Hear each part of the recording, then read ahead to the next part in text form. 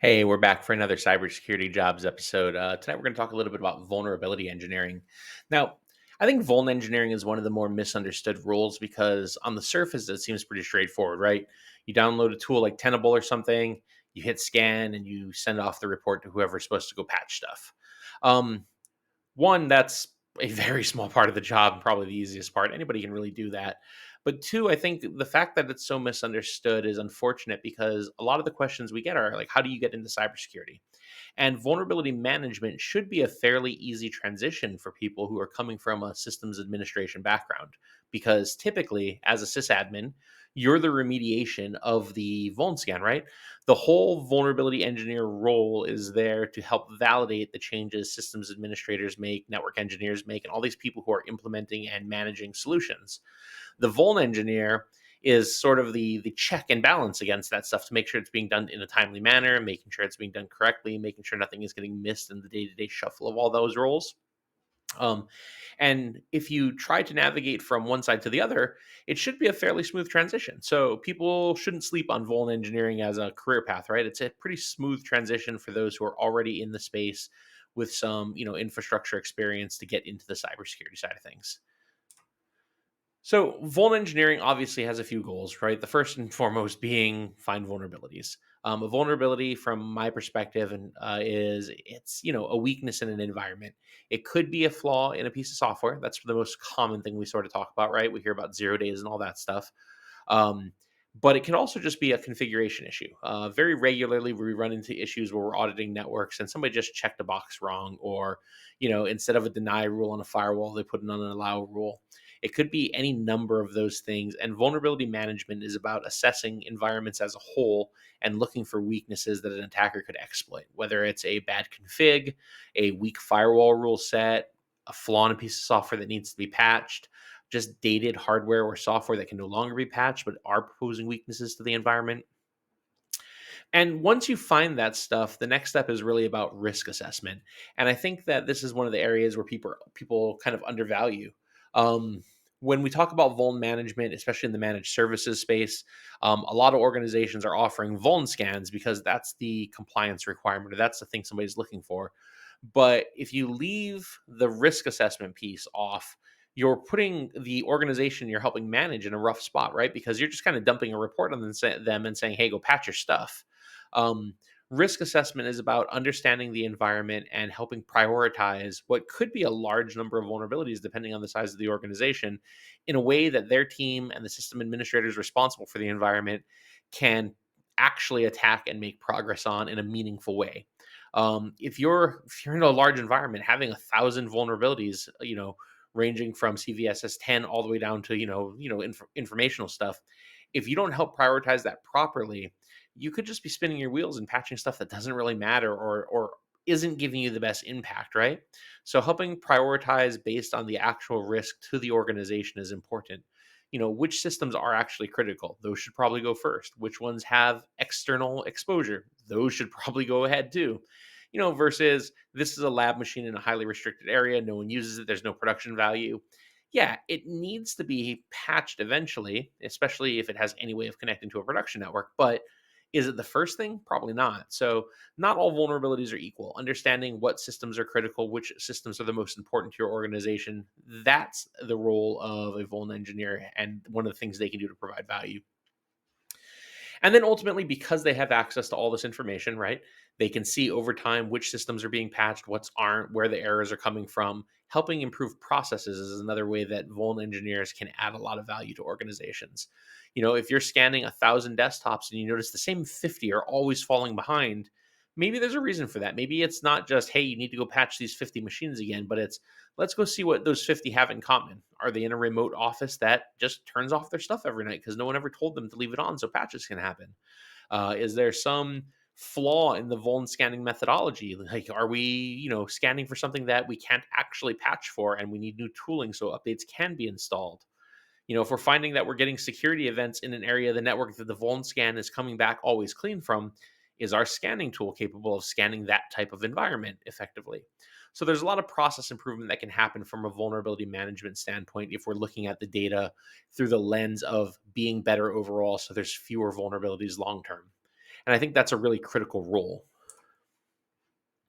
Now, vulnerability engineers rely on a handful of tools. The first being a scanner of some sort, right?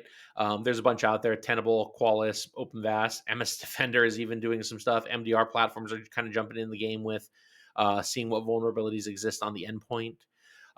Understanding these tools, learning to use them are key for good vulnerability management. Understanding where to research vulnerabilities, whether it's MITRE, NIST, or the organizations like Tenable themselves, really, really important. You need to understand, what is behind this CVE. Is there an attacker actively using this? Is there a proof of concept that was released? Is this actually something I need to be really afraid of, or is this kind of a theoretical thing still? Um, and then a remediation management methodology, right? Some organizations will use a ticketing system, some will just use recurring reports. I've seen organizations be very successful just using Excel to track some of this stuff. Um, it just depends on your organization and how you can manage that stuff.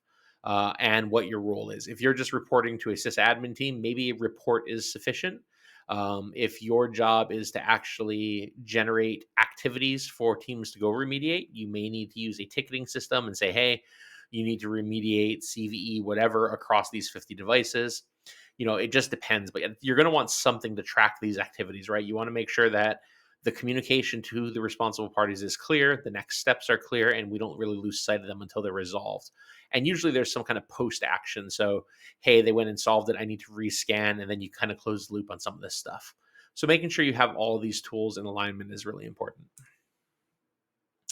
From a career path perspective, like I said, the entry into vuln management could be things from like a SOC. It could also just be from a sysadmin role. But once you're there, you have a few options. A lot of vuln management people can get into security architecture. They're spending a lot of their time either, especially if they have a sysadmin background coming in, they're looking at where vulnerabilities exist. Now they might move into a more architecture role where they're helping design environments that have fewer vulnerabilities to begin with, right? From a security perspective, are you implementing things like zero trust? Are you actually segmenting your network properly? Are you building firewall rules that are effective? There's a lot of room for understanding where weaknesses exist, and as a result, being a pretty good architect to prevent them. You can get into other security engineering, right? You're probably managing your tooling already if you're a vulnerability engineer. So maybe you want to jump into SIM management or other tools like EDR management and things like that. But other generic security engineering is what I'll call it. And then the other evolution is towards red teaming, right? You might go from vulnerability management looking for known vulnerabilities to bug hunting. So maybe the evolution for you is now being the one to discover vulnerabilities. You could be a vulnerability research, right? Right. So all the previously as a vuln engineer, you're using somebody's research to make decisions. Maybe you become the researcher and start diving into these things and trying to find what these vulnerabilities do and how they function and what they could do.